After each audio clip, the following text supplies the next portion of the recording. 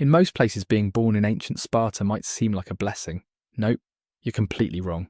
As soon as you're born, your mother bathes you in wine to see whether you're strong or not. Then your father takes you to Garusia, who decides whether you're even worth keeping around. You see, Spartans aren't exactly the sentimental type. From the moment you enter the world, you're inspected like a piece of produce at a farmer's market. Got all your fingers and toes?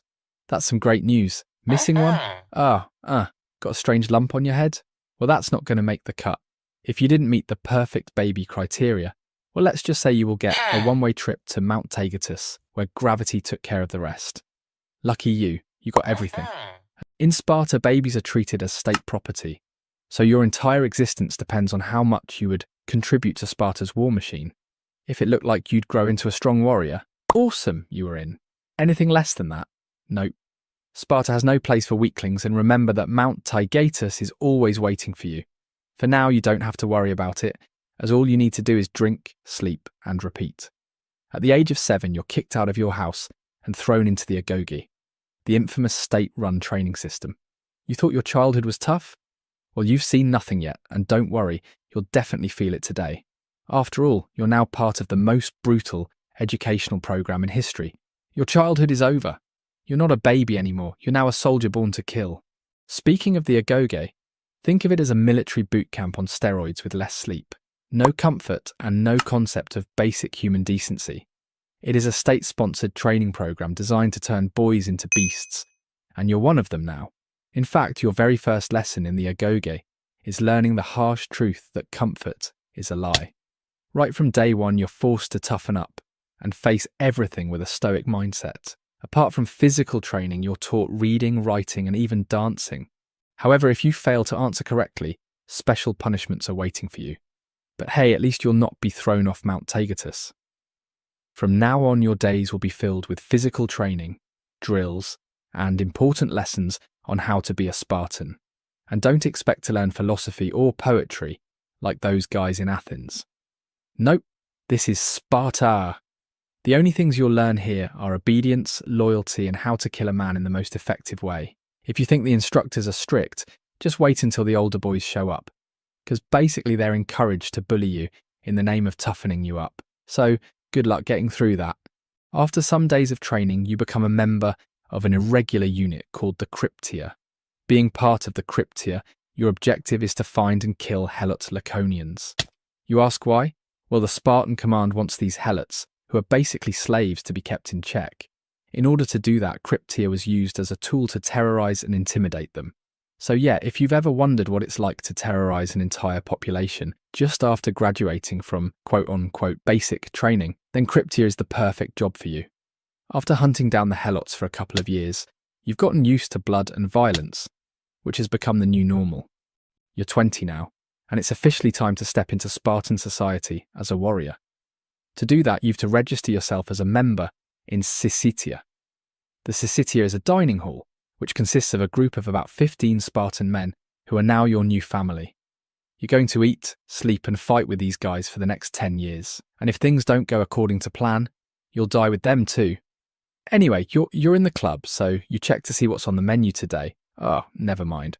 While you're checking the menu, a couple of guys from your team start fighting over a glass of wine. You start to wonder how you'll survive with them when they can't even share a drink. The whole "we live together, fight together" thing is simply thrown out of the window. With a sigh, you step out to get some fresh air, and that's when you spot this beauty which instantly makes you think, I want to marry her. So you capture her and send her to the bridesmaid, who shaves off her hair and dresses her up. After spending a night with your wife, you leave the house to head to the battlefield.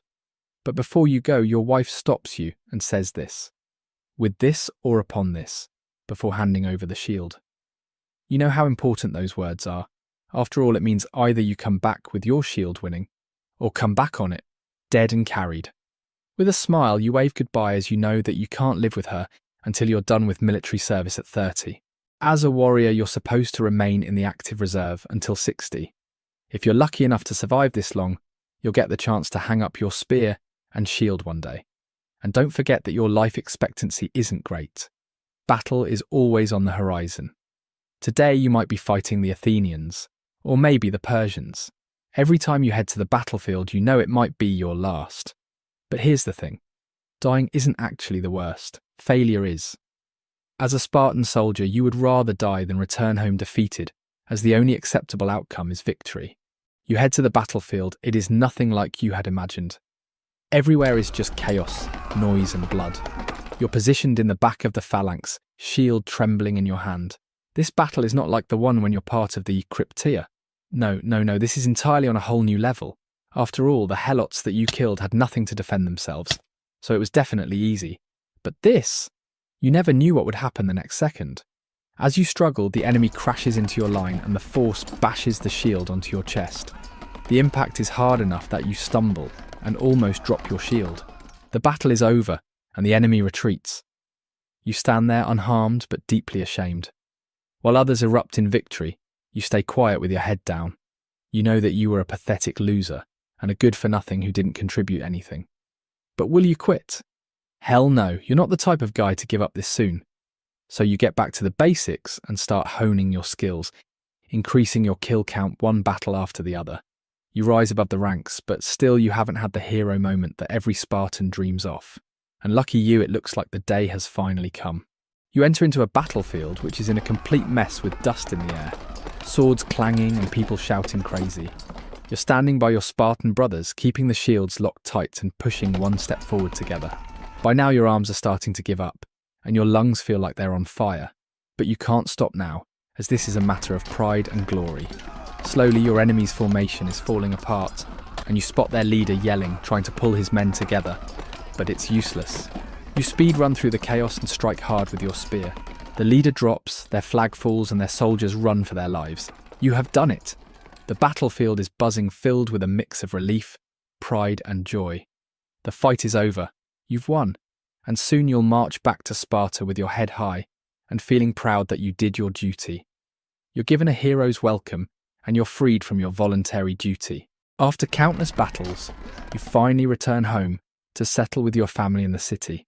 Time passes by and you're now the father of 4 with the same cycle continuing. However, still you'll be occasionally called on to support and bear the brunt of the army. As you grow old, you observe the young Spartans take your place. It stings you really bad as you watch them slowly replace you. Your glory days are done and dusted. You're cast aside as you watch the younger generation take the lead, and Sparta moves forward without you. While on your deathbed, you think about the conquest and feel proud of your past. With that, you finally bid adieu to the world surrounded by your wife and friends. Well, that sucks to know after all, you're just another Spartan, fighting and dying for a society that demanded everything, but gave nothing.